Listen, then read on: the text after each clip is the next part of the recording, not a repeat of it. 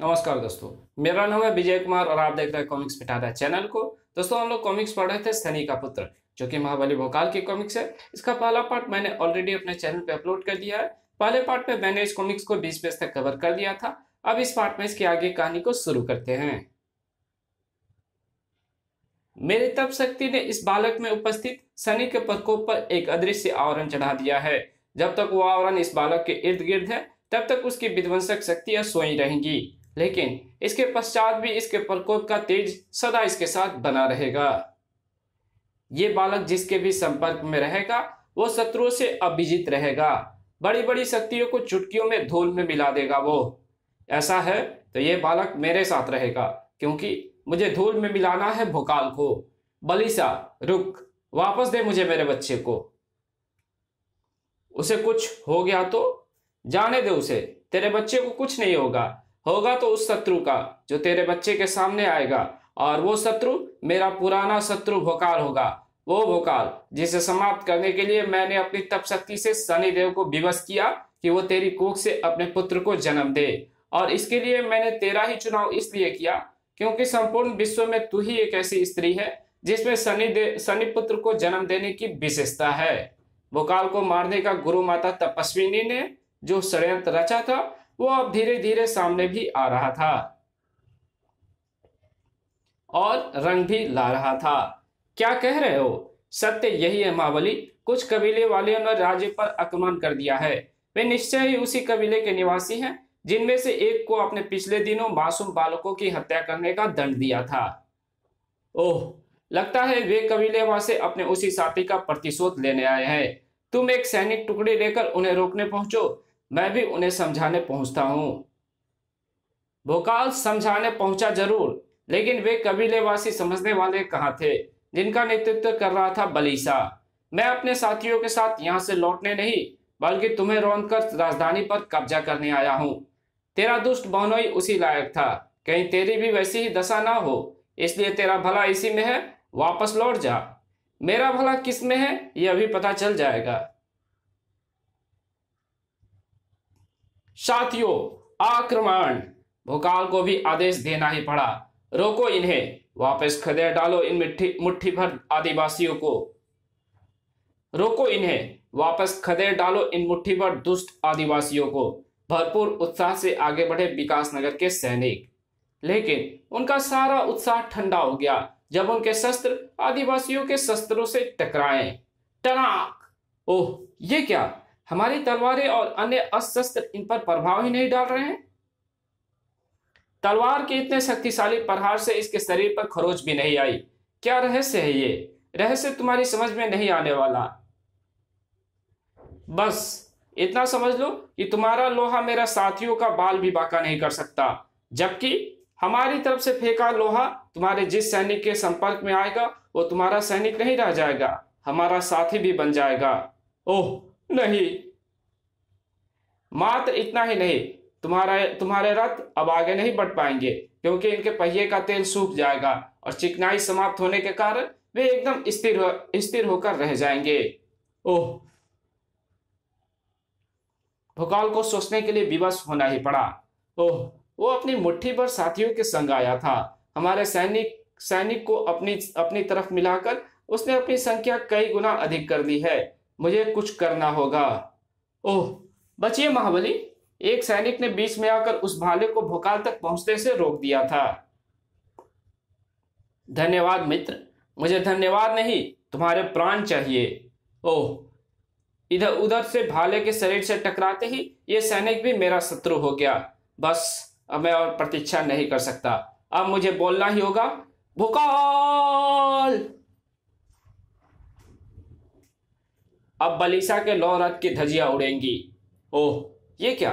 ज्वाला शक्ति तो रथ से टकराकर छितरा गई। रथ का बाल भी बांका ना हुआ। ओह, रथ पर बैठे बलीसा ने मुझ पर लौ बाणों की वर्षा कर दी। बचूं इनसे, कहीं ये लौ बाण मेरे शरीर से संपर्क करके मुझे अपना गुलाम ना बना ले। वैसे ये पक्का है कि बलीसा के पास जो भी चमत्कारी शक्ति है वो उसके रथ में मौजूद है, लेकिन वो चमत्कारी शक्ति है क्या? Wow wow! अरे, यह आवाज कैसी? एकाएक वहां गूंजी आवाज ने भोकाल को चौंकाया था। Wow wow. ये तो किसी बालक के रोने की आवाज है, लेकिन युद्ध भूमि के इस क्षेत्र में बालक कहां से आया? कहीं मेरे कान तो नहीं बज रहे हैं? नहीं, ये 100% बालक के रोने की आवाज है। Wow wow. यहाँ आसपास कहीं कोई बालक है? कहाँ? रथ पर। बालक बलीसा के रथ पर मौजूद है। बलीसा अपने साथ किसी नवजात बालक को लेकर युद्ध लड़ने आया है। क्यों? जवाब विस्फोटक था। Wow wow. वो बालक अवश्य ही वो चमत्कारी शक्ति है जिसके बल पर बलीसा तेजी से इस लड़ाई का पासा अपने पक्ष में करता जा रहा है। अब अगर मैंने इस पासे को अपने पक्ष में पलटना है तो एक ही रास्ता है, उस बालक को बलीसा से दूर कर देना।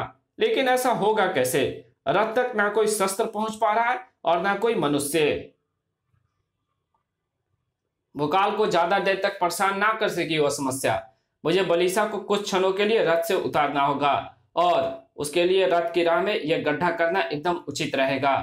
इस गड्ढे में जैसे ही रथ का पहिया फंसेगा वैसे ही रथ रुक जाएगा। रथ के रुकने का कारण जानने के लिए बलीसा अवश्य ही रथ से उतरेगा। बस यही वो समय होगा जब मैं तेजी से ज्वाला शक्ति फेंककर धरा के उस भाग को गर्म कर दूंगा जहां रथ के घोड़े खड़े हैं। निश्चय ही धड़कती धारा के ताप से घोड़े तड़प उठेंगे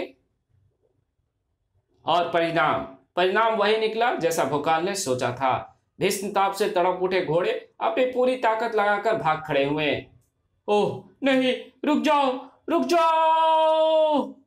तेरी चमत्कारी शक्तियों को जो घोड़े लेकर भाग रहे हैं तो अब उन्हें नहीं रोक सकता और ना रोक सकता है अपने प्राण पखेड़ियों को उड़ने से। खच आ। बलीसा के समाप्त होते ही युद्ध का वातावरण धीरे धीरे शांत हो रहा था, लेकिन इस शांति में कहीं किसी तूफान के आगमन का संदेश छिपा था। और वो तूफान आया कालिसी के कंठ से निकली चीख से। बलीसा! इस रथ के खाली आने का एक ही अर्थ है, बलीसा भी भोकाल के हाथों मारा गया। संतोष तो इस बात का है कि भोकाल ने कालिसी के इस नवजात शिशु को कुछ नहीं कहा। Wow wow. नहीं, अच्छा नहीं किया भोकाल ने, यही अच्छा नहीं किया। गुरु माता, भोकाल ने इसे जीवित छोड़कर अच्छा नहीं किया, क्योंकि शीघ्र ही भोकाल की मृत्यु बनेगा। शनि का पुत्र, ये विचित्र चक्र कैसा है गुरु माता? और आपने इसमें मेरे पुत्र को क्यों डाल दिया? काल चक्र कहते हैं इसे कालिसी। ये चक्र वर्तमान को भविष्य में बदल सकता है और उसका प्रमाण है ये कौन है गुरु माता? क्षण भर में ही बालक से युवा हो गया तेरा लाल, भोकाल की मृत्यु। शनि का पुत्र, गुरु माता के तप के उस अद्भुत चमत्कार को आंखें फाड़ देखते रह गई कालिसी, जबकि उस युवक को लेकर एक तरफ बढ़ गई गुरु माता तपस्विनी। आओ शनिपुत्र, मैं तुम्हें तुम्हारे उस उद्देश्य से परिचित कराऊं जिसके लिए तुम्हारा जन्म हुआ है। तेरी मृत्यु तुझ तक पहुंचने वाली है, समझ जा भोकाल। आज के क्षमा पर्व के पावन अवसर पर मैं समस्त प्रजावासियों को बधाई देता हूं और अनुरोध करता हूं कि आज के दिन आप सब जाने अनजाने में किए गए अपराधों और कठोर व्यवहारों की एक दूसरे से क्षमा मांगेंगे और अपने प्रेम संबंधों में और भी अधिक मिठास भरेंगे। क्षमा करें मित्र, क्षमा पार्थी हो महापुरुष, क्षमा करके कृतज्ञ करे मान्यवर। सभी क्षमा मांग एक दूसरे से गले मिलकर आज के दिवस को सार्थक कर रहे हैं। महागुरु करे इस राज्य का हर दिन ऐसा ही गुजरे। ओह आह आई। प्रेम के उन क्षणों में अचानक गूंज उठी उस चीख पुकार ने भोकाल को चौंकाया और उस समय तो भोकाल के आश्चर्य की सीमा ही नहीं रही जब उसे उस चीख पुकार का कारण नजर आया। अचानक ये लोग लड़ने क्यों लगे? अभी तो शांत थे। ठहरो, आज के दिन लड़ते हुए तुम्हें लज्जा आनी चाहिए। ओह, इन्होंने तो मुझ पर भी आक्रमण कर दिया। खून उतरा हुआ है इनकी आंखों में। क्या हो गया इन्हें? मारो काटो। ओह, मारो काटो। पीछे घूमते भोकाल के चेहरे के चप्पे चप्पे पर घोर आश्चर्य के बादल मंडराते चले गए। उसकी आंखों के सामने मौजूद हर बुढ़ा, हर जवान, हर बच्चा एक दूसरे के खून का प्यासा नजर आ रहा था। अभी क्षण भर पहले जो प्रजावासी क्षमा प्रार्थी थे अब लहू के प्यासे हो गए। कैसे? क्या हो रहा है ये मेरा प्रकोप है भोकाल। मेरा? तुम्हारा प्रकोप? कौन हो तुम? उस शनि का पुत्र जिसके परछाई भी अगर पड़ जाए तो विनाश हो जाता है, जो टेढ़ी दुस्ती करे तो प्रलय आ जाती है। यहाँ ये सब क्यों ना हो जबकि मैं स्वयं मौजूद हूं। परंतु तुम स्वयं यहाँ क्यों आए हो? क्या उद्देश्य है तुम्हारा? शनि के पुत्र ने बताया तो आश्चर्य से गोल हुई आंखों से उसे देखता रह गया भोकाल। ओह, तो तुम महिषा के पुत्र और बलिशा के भांजे हो? हाँ, और साथ ही गुरु माता तेजस्विनी का शिष्य भी, जो तुझे मृत्यु देने आया है। परंतु मैं तुझे इतनी आसानी से नहीं मारूंगा, क्योंकि मैंने गुरु माता को वचन दिया हुआ है कि मैं तुम्हें एक बार नहीं 100 बार मारूंगा। तुझे मृत्यु तुल्य यातनाएं दे देकर और इस राज्य की प्रजा को अपने प्रकोप से लड़वाना तेरी पहली यातना है। ओह, विशारका और छद्म के पश्चात गुरु माता ने मुझे समाप्त करके राजलक्ष्मी पाने के रूप में एक नया शस्त्र तैयार किया है, परंतु वो आज भी सफल नहीं हो पाएगी, क्योंकि जैसे मेरे हाथों उसके पहले अस्त्र समाप्त हुए वैसे तू भी समाप्त होगा। भोकाल के हाथ में थमी तलवार बिजली की गति से घूमकर शनि के पुत्र के शरीर से टकराई। इसी के साथ, ओह नहीं, भोकाल को अपनी तलवार रेत की तरह भुरभुराती और शनि का पुत्र ठाके लगाता दिखाई दे रहा था। शनि के इस पुत्र के शरीर से जो भी लौह वस्तु टकराएगी उसकी यही दशा होगी। ऐसा है तो भोकाल तुझे अपनी शारीरिक शक्ति के लोहे से समाप्त करेगा। ओह, मैं चाहता था तो मुझ पर वार करे, इसलिए मैंने तुझे प्रहार करने से नहीं रोका। अन्यथा तेरे प्रहार को मैं यूं रोक सकता था और यूं तेरी शारीरिक शक्तियों के लोहे को चूर चूर कर सकता था। धार! ओफ! उसकी शक्ति की आंधी ने मुझे तिनके की तरह उड़ा दिया है। अरे ये क्या? ये मेरे शरीर को क्या हुआ? ये तो काला पड़ गया, बिल्कुल वैसे ही जैसे शनि के पुत्र का शरीर है। ये कैसे हुआ? ओफ! मेरे शरीर काला कैसे हुआ ये मैं बाद में सोचूंगा। इस समय तो मुझे यह सोचना है कि मुझे इसकी शक्ति की आंधी को रोकने के लिए ताकत के उस पर्वत की आवश्यकता है जिसका नाम है भोकाल। क्षण भर में ही भोकाल के हाथ में और शरीर में भोकाल शक्ति प्रकट हुई। और अगले ही क्षण, अरे ये क्या? भोकाल शक्ति मेरे हाथों से गायब हो रही है। क्यों? भोकाल की समझ में कुछ नहीं आया। वो एक बार फिर पुकार उठा, भोकाल! एक बार फिर भोकाल शक्ति उसके पास पहुंची और एक बार फिर वापस लौट गई। ये क्या हो रहा है? महागुरु की शक्ति मेरे पास आ क्यों नहीं रही? मैं कहां क्या पाप कर रहा हूं? पाप तू कर नहीं रहा भोकाल, कर चुका है मुझ पर शनि के उस पुत्र पर प्रहार करके जिसमें शनि देवता का अंश समाया हुआ है। ऐसा करके तूने देवता शनि पर प्रहार किया है और देवताओं पर प्रहार करने का अर्थ है 100 गौओं की हत्या करना। तो 100 गौओं की हत्या का अपराधी हो चुका है भोकाल, इसलिए तेरा शरीर भी कलंकित हो गया है और किसी कलंकित शरीर में कोई पुण्य शक्ति कभी भी प्रवेश नहीं कर सकती। ओह नहीं, ऐसा नहीं हो सकता।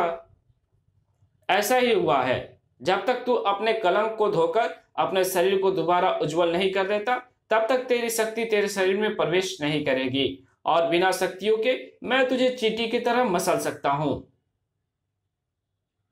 मैं ऐसा करूंगा नहीं, क्योंकि मैं तुम्हें यातना देना चाहता हूं।